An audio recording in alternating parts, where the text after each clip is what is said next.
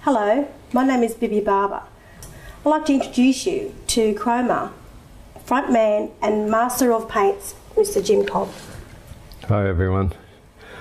Now, we were asked to do some colour mixing, I think, by somebody from Berkeley Arts Centre, wasn't it? That's correct, Jim, yes. They wanted to know about how they can mix colours. And I'm just remembering when we visited 10 communities, I think all of them had the same problem. They're all using pre-mixed colours in little pots, and they didn't know how to make their own colours. So that's right. This might be interesting for everyone, I think. Because on the workshops we done in some of the communities, we showed them how to mix the colours. And they all got excited about it. So they really loved that. It was great. So we can do this on camera like we're doing now, and if people like this video, we can do heaps more videos showing how you can mix one colour with another to get a whole variety of colours that you invented for yourself, instead of just getting it out of a jar that somebody else has mixed for you. I think that's a great idea. That way too, isn't it? Yeah. Oh, hell yes. Well, let's start, shall we? Let's go. Before we start actually mixing these colours, I want to give you a little bit of housekeeping information. This is baking paper that you get from the local supermarket, and it doesn't absorb water, so you can put water-based paints onto it and use it as a palette.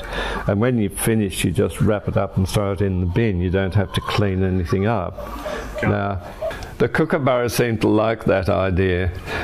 So you've got your baking paper that you use, and you have a very dry climate, and you've got water-based paint that's going to dry out unless you spray it with some water from your water atomizer to keep it moist. And you've got to do that every so often, because you're used to having your paint in the little pot where it's protected from the atmosphere. That's right. Okay, now I want to just say how I've laid these colours out. I've used these thicker Atelier interactive paints to do this. You can do it with either that, or you can do it with the A2 paints, or you can do it with the free flow paints, which are more liquid. But the colours are the same, and this is a set out which has the two primaries, a cool and a warm yellow, a warm and a cool red, a cool and a warm blue, black and white. Down here I've got the three secondary colours, orange, green and purple. And down here I've got the traditional colours, which are white and black, and then the three oxide colours that are used in traditional techniques. Let's start mixing, because when I'm looking at these colours just in the blob, I can see that's yellow. I can't really see what that colour is or what that colour is. That's so dark I can't see what's going on. So what I think is going to be helpful for people is to have a look at the colour that's locked up inside these blobs of colour. Now, there's two ways to bring the colour out. Now, let's start with this dark one, because it's quite an exciting mixture. It just looks like a dark colour, doesn't it? Bring it down here, put some water with it, and look what happens when you dilute it out. Or take a little bit of white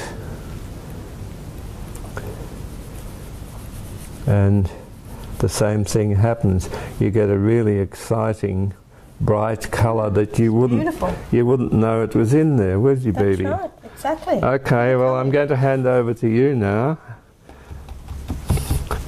Clean your brush. Wipe your brush on the rag, so you've got a damp brush that's clean, and go to another colour. Let's have a look at what's inside that colour. Okay. So we can. That's phthalo blue. Phthalo blue.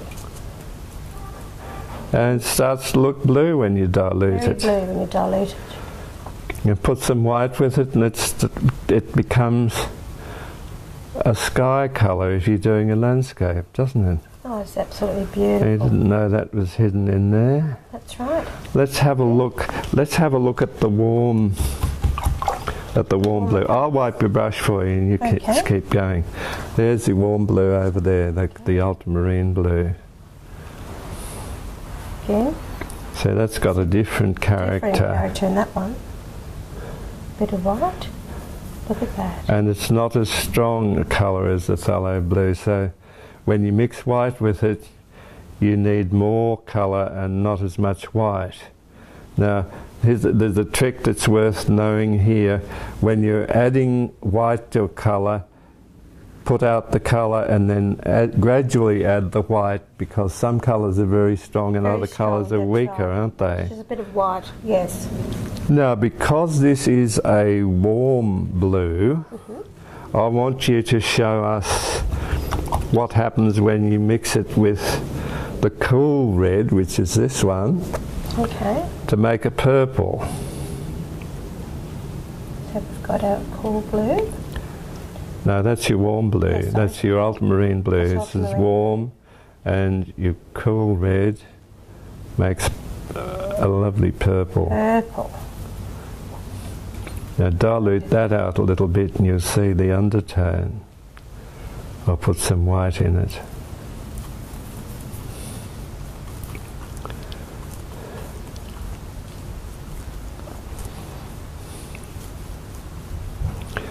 Now, if you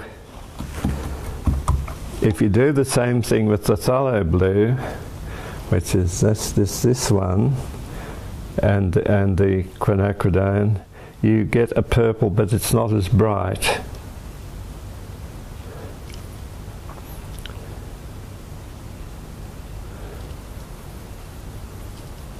See that? It's a duller purple. Even if you put a bit more red in it, it's still not going to be as bright as the ultramarine one. That's right. It's still a beautiful purple. Oh, it's still a beautiful colour. So, so if you want to make a bright purple, you take the quinacridone, which is the cool red, and mix it with the warm blue, because the red has a little bit of blue in it, and this blue has a little bit of red in it, so they make a clean purple. Up here, where you've got the phthalo blue's got a little bit of green in it, so it makes a duller sort of a purple. And so you just, I think, go on discovering what's hidden in this inside a colour. Let's look at one of the traditional colours. That's yellow ochre.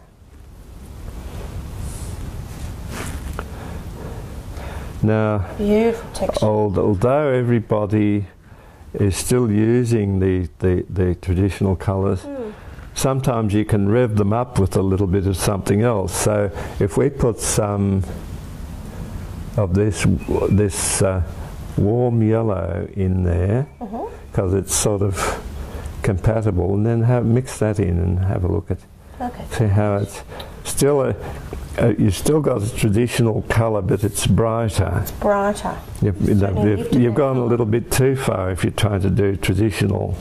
Now you can put a little bit more yellow ochre back into it to quieten it down a bit. Yeah. But do you get the idea of that? Absolutely. That. And then take a little bit of the red ochre and put that in there and see how you take it off in that direction.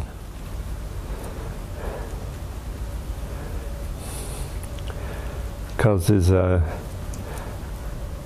sort of an earthy orange colour that's in there now, isn't there? And just from adding that colour to here, to the palette. Yes. And then let's go across and try the Indian red, which is that dark one. You can't see the colour. No, that one. That's the Indian red. And it's pretty dark, so you probably want to put a little touch of white in it.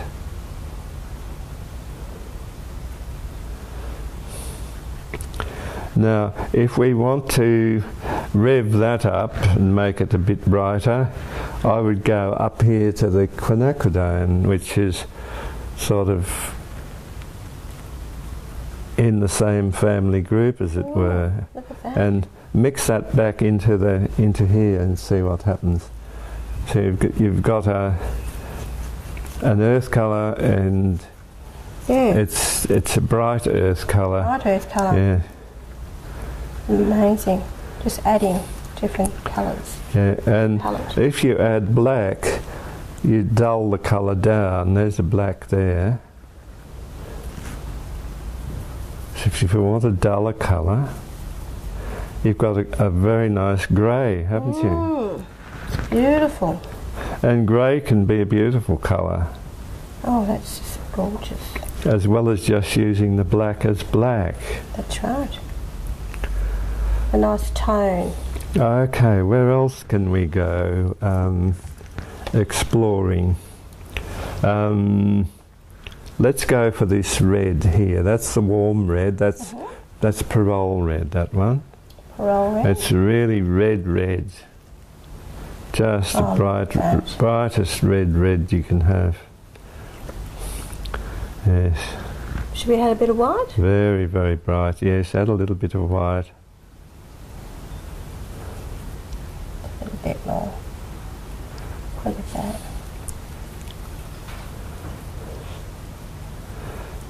Oh, that's a beautiful colour, isn't it? Yes.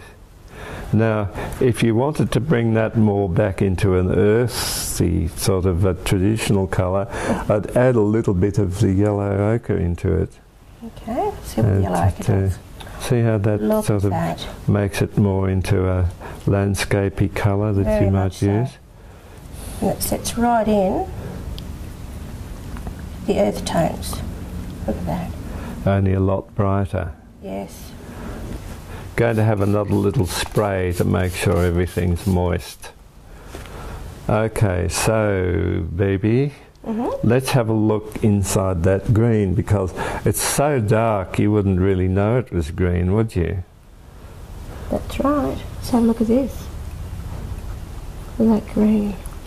And puts a little bit of white in it to Bit of white. Oh wow, look at that. yeah. A little bit more.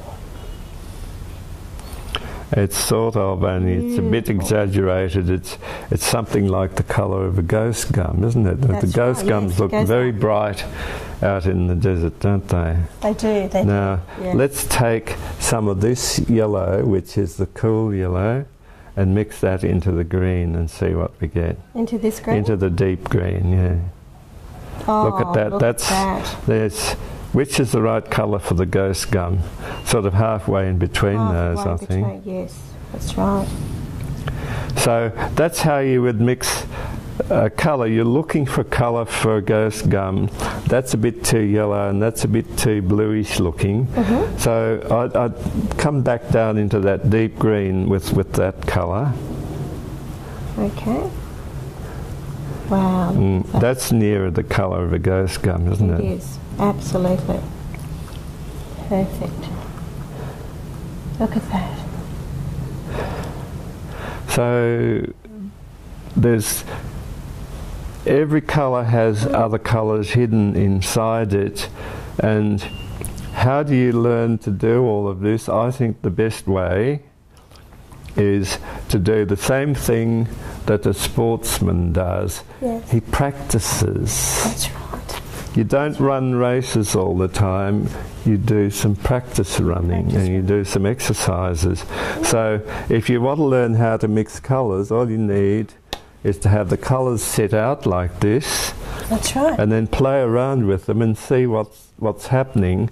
And if you like this video, we'll do more for you. And we'll give you notes on what the different mixtures are so that you can repeat them for yourselves. Let's have a look in here at that orange colour. That's cadmium orange. We go over onto this piece of paper, I think, now. Look at that. That's the brightest orange you could possibly get. Amazing colour. Should we touch that with a bit of white? Yes, give it a touch of white. And you get beautiful pale pinky colours when adding white to cadmium orange. Beautiful. Look at that. Yes. Should we add Now, another colour to that? yes, because again, thinking back to making a more traditional colour, that's very bit bright for a traditional colour, isn't it? Yes, But yes. let's say we take a little bit of this, add that into it, Oh, wow, and look you've at got a very nice, that. That's beautiful. a very nice traditional red colour with a bit of kick to it. It has. Amazing. That's how you get kick to it, is by doing that. Now, let's come back and just look at the cool yellow by itself.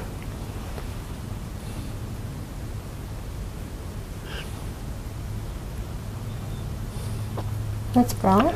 Yes.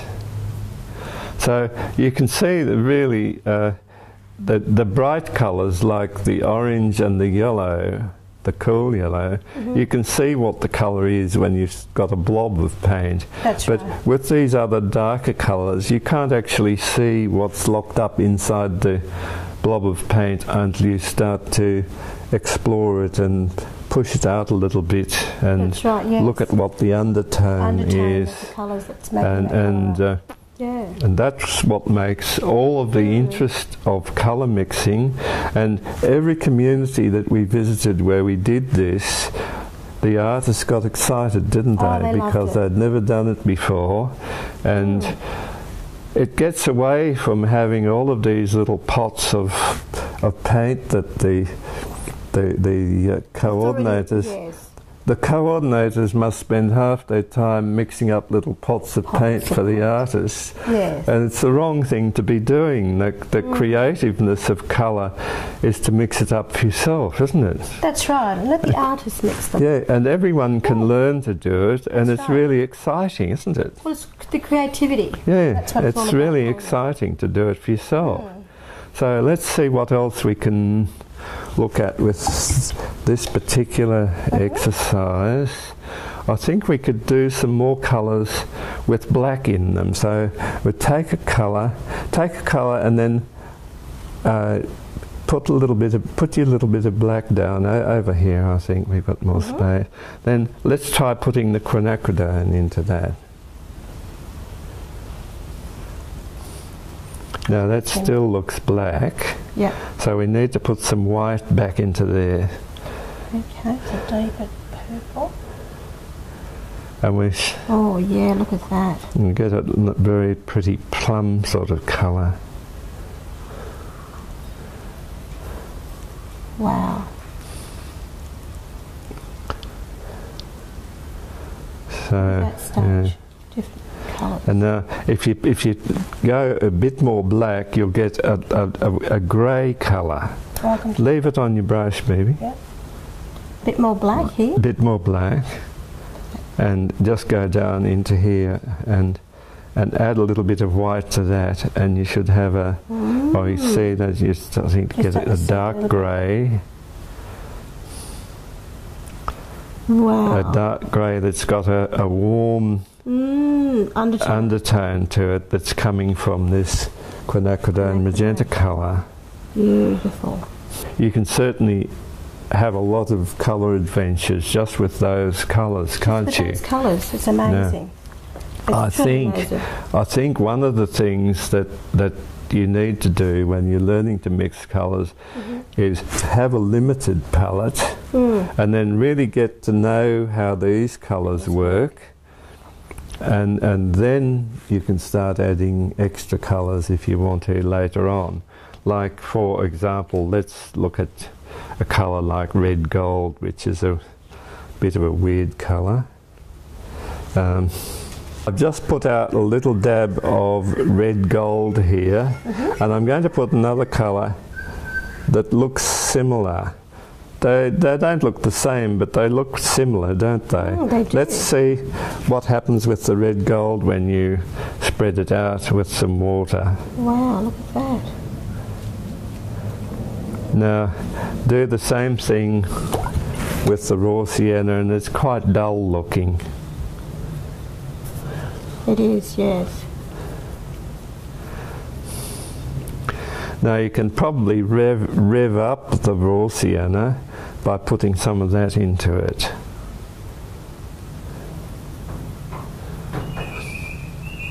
And it's brightened it up, hasn't it? It has, yes. Look at that. I just want to show you a quick glazing technique. Now I've mixed this colour up and it's dry now. I can rub my hand over it. And it's a mixture of this traditional red ochre with white. And that's dry and it's kind of a bit dull, isn't it? So let's see what happens if we put some of this red gold over the top of it, which is going to give us a glaze. And I want to mix this Together? glazing medium in there. This is some clear painting medium. Stir that round into that so you've got a mixture. Now let's apply that over this to brighten the colour up. See how that colour sort of Just jumps. really jumps, doesn't it? It does. Look at that. Fantastic. So if you're painting a background, imagine how you can get a really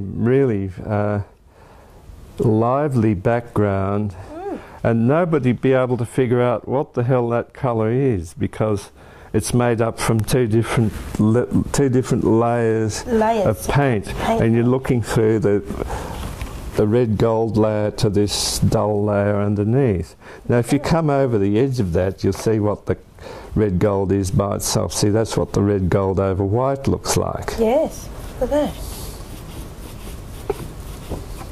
Well, that's a really good trick, that one, Jim. Yeah. And the painting medium is really handy for doing that sort of technique. Okay. So I think we've nearly done enough to show the basic ideas of how exciting mixing colours can be. Yeah. And I want to just go back to our audience and ask them whether they would like us to do more of these, because we can do more colour mixing exercises and we can make them instead of doing a video, because the problem with a video is you see the video and you think, gee, that's interesting, then you've forgotten what's going on. Yes. But if we do sheets of colour mixtures and we write underneath them what the mixture is, then everyone can go away and do the exercises until they learn how to travel through the different colour mixtures that they can make. I hope you enjoyed this lesson. I certainly enjoyed this. Thank you so much, Jim, for helping us to understand colour mixing.